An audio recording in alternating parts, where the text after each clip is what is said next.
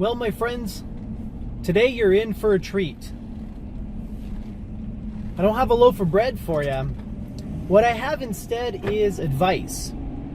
More specifically, what I have for you is dating advice.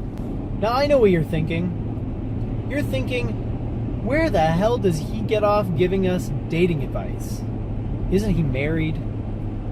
How could he possibly know what it's like to date in the year 2018? And to that I say, you're absolutely right. I haven't been single for an awfully long time. To give you an idea of how long it's been, when I was single, there was no Tinder. When I was single, if you wanted to use the internet to date, you had two options: Plenty of Fish and MSN Messenger. So that should give you an idea of how it was last time I was single. Now, despite this, I still think I have some valuable insights to offer regarding the dating world. And in fact, what I have to offer is not only specific to the dating world, it can be applied to a number of different fields or aspects of your life. Before I can give you my piece of advice, I first have to know what your intentions are in dating. Why do you put yourself out there? Why do you go on dates? Why are you meeting new people and going through those awkward interactions where you're trying to get to know someone and you're wondering what they think of you and you're questioning the protocol, like, if I text her 3 times, is that too much? Why are you putting yourself out there? Why are you dating people? Now, if you can answer that question in a satisfactory way, I have some advice for you. But first, I have to know, are you dating people because you want to play the field? Then what I have to offer isn't going to be for you. So you might as well just hit stop, close your browser, or go watch another video. What you're looking for is a pickup artist, and I am not that, and I have never been that. Even when I was single, I was never a pickup artist, and in fact, I was quite terrible at picking girls up. So my advice isn't going to work for you. Go find somebody else. But if you're still watching, then I have to assume that your motives are different. I have to assume that you have a very good reason for putting yourself out there and subjecting yourself to first date after first date after first date, when we all know first dates are just the absolute worst. I mean, meeting a person for the first time, having dinner with them, engaging in small talk, trying to get to know them while also worrying about what you're putting out there, deciding what mask to put on and what I have to say and do to make sure that this person has a high opinion of me. That sort of stuff isn't fun, to me anyways.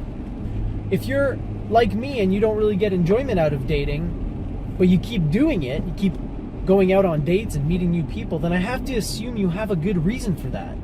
I have to assume you're looking for something. You're looking for someone. You're looking for love. You're looking for a long-lasting relationship. You're looking for a partner you can grow old with, have kids with, and rely on. A partner you can trust. A person who is not only physically appealing to you, but emotionally and spiritually appealing to you. If that's your motive, if that's why you're dating, then I've got advice for you. And even though I haven't been single in quite some time, I feel like this advice is really worthwhile. So here it is. If you are looking for the one that you can marry and grow old with and have children with, if that's what you're looking for, here's what you do. Stop looking. Now, I know this sounds weird, so let me tie it back to something Viktor Frankl said. I did a Daily Bread video where I quoted him a while back, and the passage that I shared with you then was about success and happiness, and how you can't attain these directly. You have to create the right conditions for them, and they will ensue. The way that I would describe it is as follows. Success, happiness, and love are ends. And ends cannot be directly attained without knowing the means. Right? Every end has certain means that lead to it, right? So instead of trying to pursue the end directly, what you have to do is figure out what means will lead to the desired end. Okay, so if it's love, what are the means to finding that kind of love in your life? What are the steps or the conditions that you have to check off in your life in order to increase the likelihood that you will find the right person for you? And the answer to that is simple. In order to find true love, you first have to love yourself. If you don't love yourself as you are, then you'll never find true love out there. To quote the great drag queen RuPaul, if you don't love yourself, how in the hell are you going to love somebody else? It really is that simple. But of course, simplicity is complicated for a lot of people. So let me break it down for you with a little more precision, okay? How do you love yourself?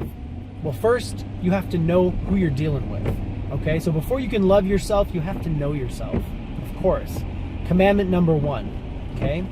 So as you're getting to know yourself, you're going to discover things about yourself that may not be that lovable, but that's okay. Because knowing those things about yourself is the first step to mitigating them and also accepting them, because some of these things are never going to go away. There are certain things about myself that I'm not a huge fan of, but I've been working at it long enough to know that that side of me is always going to be there. And so at a certain point in this journey of self-exploration, you have to sort of get ready to accept yourself as you are and to just love yourself, flaws and all. Because guess what? That's what marriage is. Your partner's not going to be perfect. There are going to be things about your partner that you're not crazy about. So you have to be ready to accept the ones you love as they are, unconditionally. And the best way to do that is to start with yourself. But wait, that's not it. You're not ready yet. You're not ready to go out there and find your true love. Not yet. You've taken the first step now. You know yourself, you've accepted yourself, and you love yourself, warts and all. Good job. But you're not ready yet. You still can't just go chasing love, because it's going to elude you every step of the way. Now that you know yourself, now that you've explored yourself, you probably know that there are a few things in your life that you're very passionate about. Maybe they're hobbies, maybe they're causes, maybe they're God knows what. Whatever those things are, whatever those passions are that you've discovered, start pursuing them. Go take an art class. Go to a rally about a cause that you're really passionate about. Go do something you love so much you're happy to do it for its own sake. Okay, start pursuing your passions. Start developing your hobbies and your interests. And then love will ensue. I know it sounds stupid. I know it sounds cheesy, but it's true. Once you become aware of yourself as you truly are and learn to accept and love yourself as you are, once you discover what you're passionate about and you dedicate yourself to those passions, then it won't matter to you anymore whether you find the one or not. And it's precisely at that moment where you stop caring that the one will show up in your life. I'm telling you, I wouldn't have believed it either if it hadn't happened to me. And if it hadn't happened to so many people that I've met. Not just in love, of course, but in success and in happiness. The moment you stop caring about whether you're successful or not is the moment you become successful.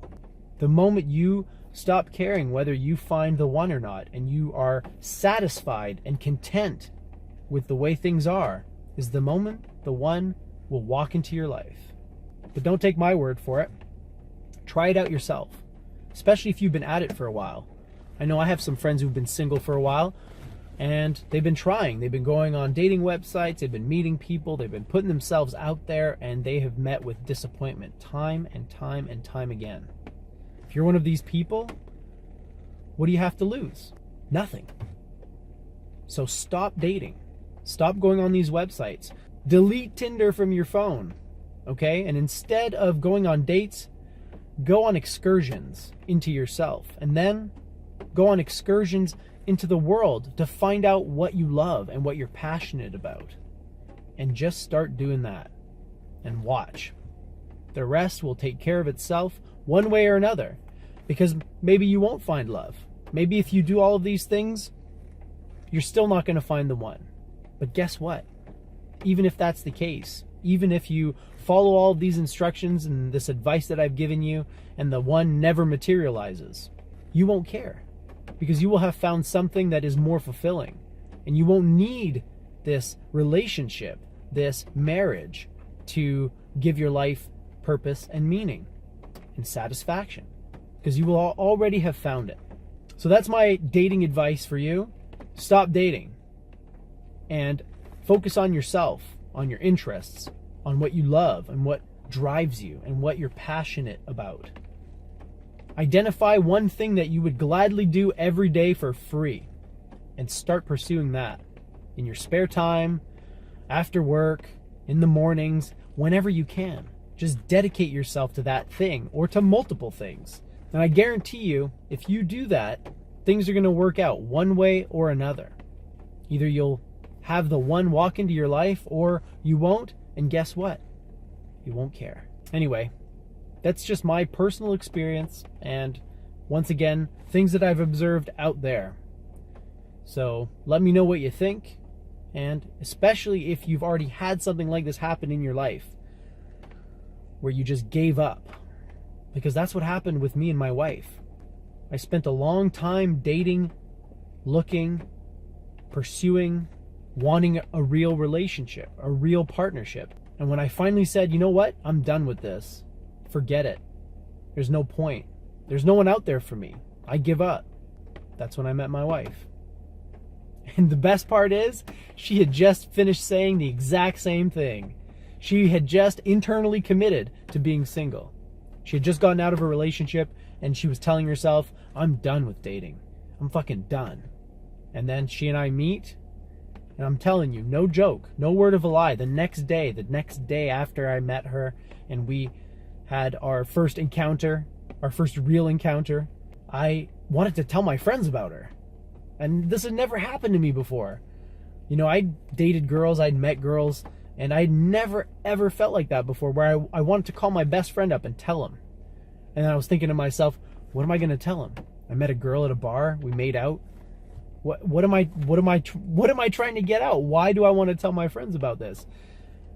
Obviously, there was more to it than that. Obviously, I could feel the connection already. And so, trust me, you can't fake it. You can't say, oh, I don't care, I'm going to stop looking, but secretly still desire that and look for it.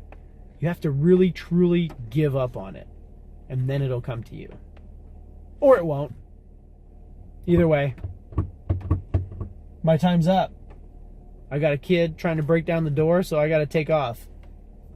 You see her? Yeah, there she is. All right. Live well, my friends. Oh, wait. Say live well, my peeps. Live well. Ew. You got peanut butter mouth. Bye.